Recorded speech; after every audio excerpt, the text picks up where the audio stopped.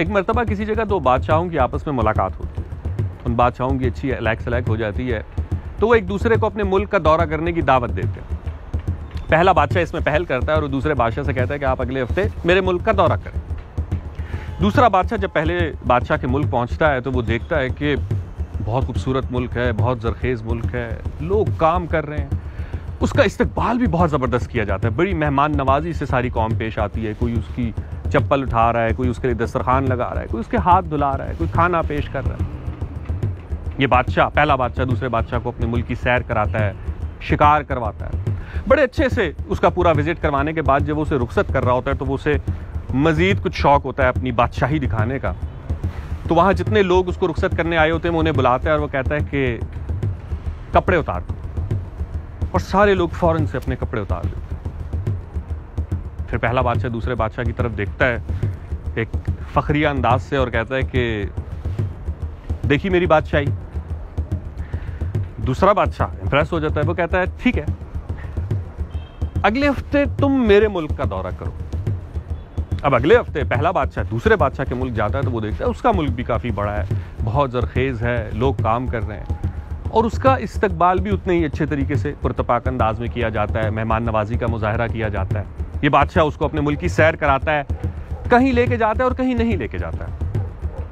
लेकिन पहले बादशाह को कुछ कमी सी महसूस हो रही होती है, वो कुछ खास मुतासिर नहीं होता दूसरे बादशाह से।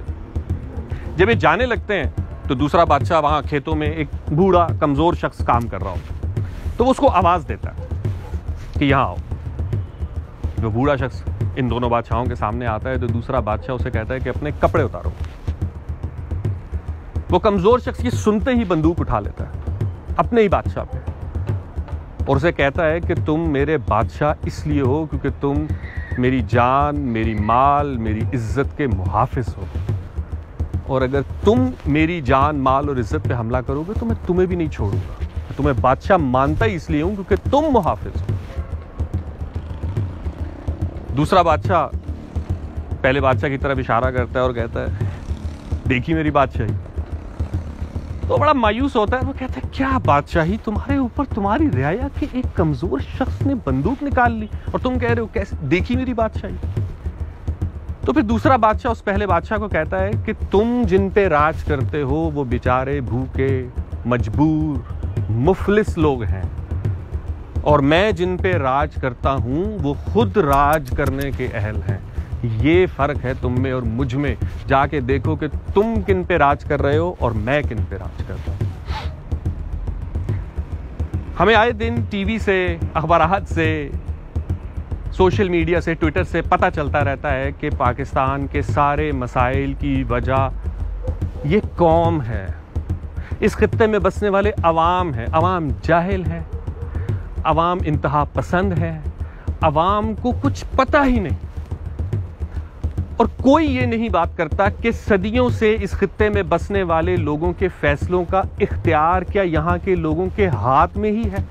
या तो हो ना कि हम अपने सारे फैसले खुद करते हों तो हम कहें हाँ भाई ठीक है, हम जिम्मेदार हैं, हमने बेहतरी नहीं की। लेकिन अगर फैसलों का इख्तियार हमारे बजाय किसी और के हाथ में है तो उनसे किसने पूछना है। फिर कितने आराम से लोग कह देते हैं यार कौम की माशी हालत बदलनी पड़ेगी, कौम के लोग बड़े गरीब हैं। हम गरीब हैं, हम जो सदियों से लुटने के बाद, सदियों की करप्शन, सदियों की मकारी, गद्दारी, लूट खसूट झेलने के बाद भी आज खुद ना सिर्फ खुद सरवाइव कर रहे हैं बल्कि उस तबके को भी पाल रहे हैं जो हमें लूट रहा है।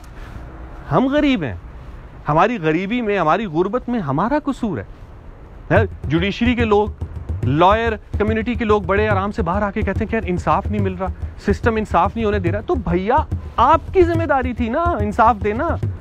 और अगर आप सिस्टम में बैठ के अवाम के लिए काम नहीं कर सकते, मान लिया जुडिशरी में रह के आपको बहुत सारे मसाइल हैं कि आप इंसाफ नहीं दे पा रहे, तो छोड़ दें।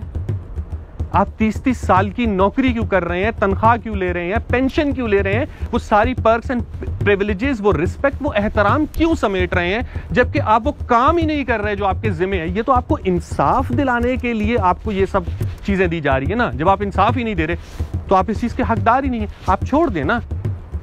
सबको पता है कि इस मुल्क में लोगों के मसाइल की असल वजह सिस्टम है, तो सिस्टम के कुछ लोग मुतासरा हैं और कुछ लोग बेनिफिशियरी, अक्सरियत बल्कि मुतासरा है। आप सिस्टम के बेनिफिशियरी हो के सिस्टम के मुतासिरा लोगों को, विक्टिम्स को कहेंगे कि वो जिम्मेदार है अपनी बदहाली के।